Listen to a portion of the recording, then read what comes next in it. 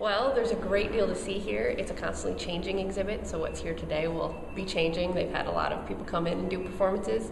One of the pieces that I was involved in was the interactive section that you saw, the people being able to wear a mask and touch a mask and do things like that that you can't do to these guys. They don't want you touching them. So we've got 3 different projects here. We've got wear a mask, make a mask, and look through a mask. I'm going to go back to wear a mask.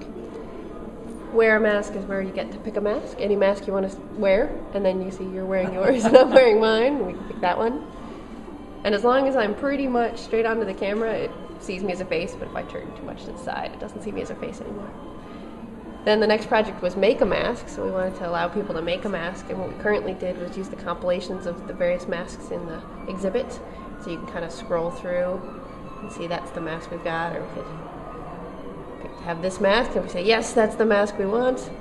We save it, now that's the mask we're wearing. Cool. And then look through a mask is to kind of see, you can see which one of these you want. For instance, if we do, this one's more interactive, so we'll do the welding. So here we put on the welding mask, and now we can slowly slide our finger, and we can move through, and we're seeing the creation of the new Eli Edith Broad Art Museum. That's what this welder is looking at. So you can kind of see up.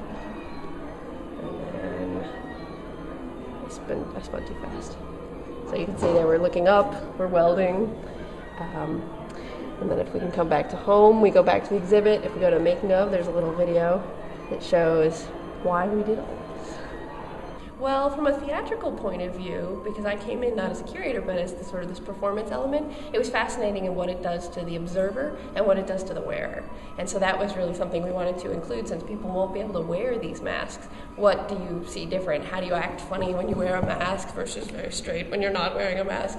And sort of how do you see the world differently? So does it change your body type? Does it change your movement? Does it change your attitude? Do you look more quizzical? Do you use your whole body to sort of interact? And that's something we've been seeing when people come up and they wear the mask. And even though you can't turn to the side when you're wearing the virtual mask, you can still see people kind of try to fake out the camera and do little things.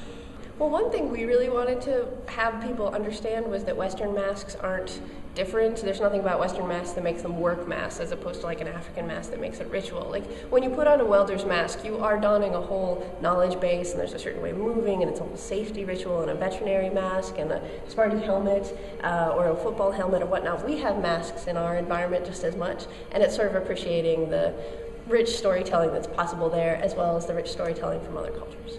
Come and see what you look like through a mask. And make your own mask and make it part of the exhibit. That's something that we're definitely encouraging people to do.